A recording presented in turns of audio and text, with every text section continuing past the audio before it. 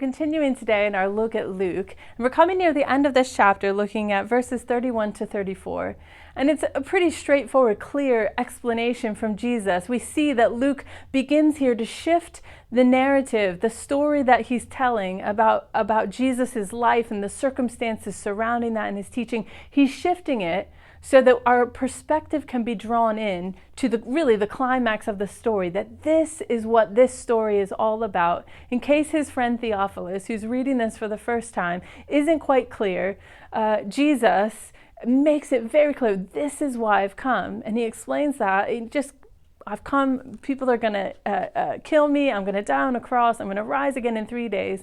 And what's interesting is, to us, we say, oh yeah, like, I don't know how the disciples couldn't get it. But the disciples' response in verse 34, it says, they didn't understand any of it.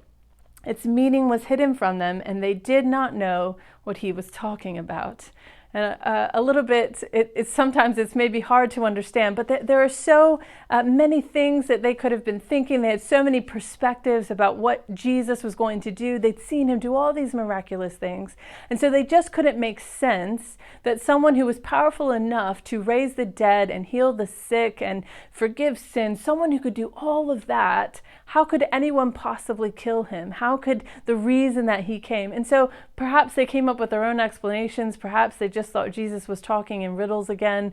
Perhaps it was just another teaching that, oh, Jesus he's too smart for us.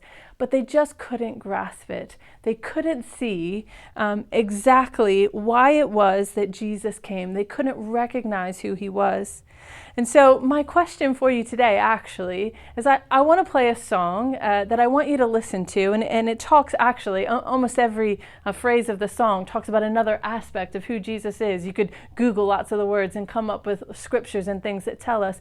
But my question for you, quite simply, is do you know who Jesus is? What aspect of his character might be missing from your understanding? Whether you're not a Christian at all, or even if you've been a Christian a long time, sometimes our view of God is deficient. Sometimes we really understand one aspect of who Jesus is, but we've completely neglected something else. Some of us have a harsh view of God. Others think he's only loving all the time. Both of those would be a deficient view. So I wonder, what aspect of who Jesus is have you misunderstood? And perhaps you need to spend some time listening to the song and allowing the Holy Spirit to speak to you and to point an area perhaps where you need to lean in and ask Jesus to reveal himself to you so that you can truly understand who he is and what it is that he calls you to do.